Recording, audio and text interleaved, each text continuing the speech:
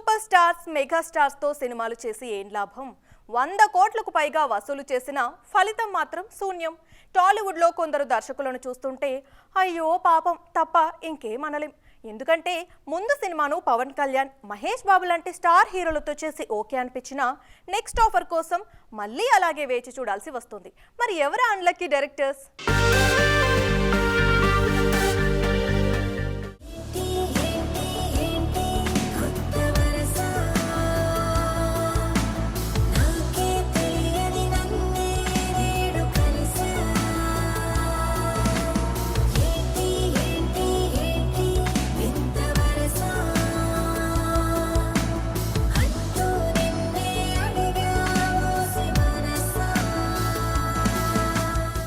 వంద కోట్ల సినిమా ఇచ్చాక ఆ దర్శకుడి కోసం నిర్మాతలతో పాటు హీరోలు కూడా ఎగబడుతూ ఉంటారు.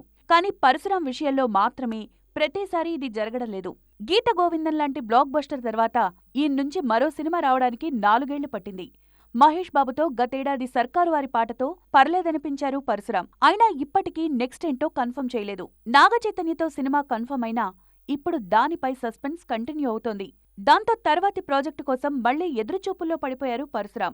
అచ్చం పరశురాం మాదిరే హిట్ సినిమా ఇచ్చి కూడా ఖాళీగా ఉన్న మరో దర్శకుడు వేణు శ్రీరామ్.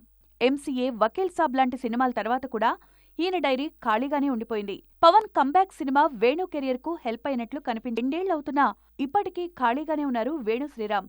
అల్లు అర్జున్తో ఐకాన్ సినిమా కన్ఫర్మ్ అయినా అది ఎప్పటికి తెరపైకొస్తుందో తెలీదు. దాంతో వేణు శ్రీరామ్కు స్టార్ హీరోలు కలిసి రాలేదు. డాలీ సైతం పవన్ కళ్యాణ్తో గోపాల గోపాల, కాటమరాయుడు లాంటి సినిమాలు చేశాక ఇప్పటికీ మరో ఛాన్స్ దక్కించుకోలేకపోయారు. మొత్తానికి స్టార్ హీరోలతో సినిమాలు చేసిన ఈ దర్శకుల కెరీర్ అక్కడే ఉంది.